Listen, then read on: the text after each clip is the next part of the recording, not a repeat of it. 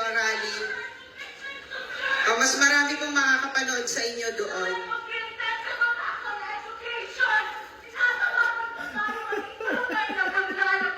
Kala mo talaga may pinaglalaban eh.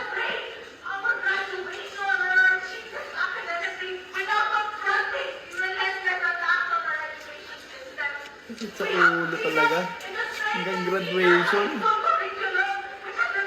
Recessional of colors na po. Tinatawagan na po ang... pwede po kayo... Hindi nila madisiplina yung mga ganyang klaseng grupo sa loob ng institutions nila. Bakit kaya? 'Di ba? Anong kulang? Anong wala sila para madisiplina yung mga ganyang klaseng estudyante nila? I mean, marami naman sa taga-UP, sabi nga nung mga mismong taga-UP itself, ayaw sa ganyang grupo. Pero nadidisrupt kasi yung normal na event ng school tulad ng yan, formal graduation, di ba? Kahit yung simpleng klase, nadidisrupt. And imbis na, maging beneficial para sa estudyante or para sa kahit sino man nandun sa event, wala. Nga na lang sila. So, ano kaya yung kulang?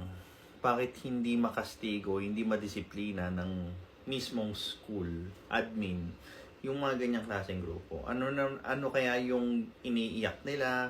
Is it about academic freedom? Hindi na yan academic freedom eh. Pang-iistorbo na lang yan eh. Literal. 'Di ba? Yung freedom kasi is not absolute. Meron siyang hangganan, lalo na pag pumasok naman yung karapatan ng ibang tao. Like for example, karapatan nilang magkaroon ng seremonyang tahimik, karapatan ng iba na mag-aral, 'di ba? Ngayon, kung ibabangga mo 'yon sa karapatan mong mag-rally, karapatan mong magprotesta, may lugar, 'di ba? May lugar para hayaan kayo magprotesta, nakuha niyo yung gusto nyo at makukuha din ng ibang estudyante yung gusto nila. Give and take, hindi eh.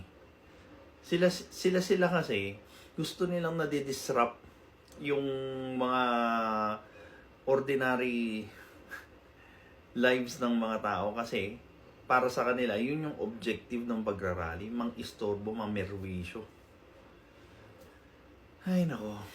Well, this is Pinoy Extreme. Have a good day. This is Pinoy Extreme.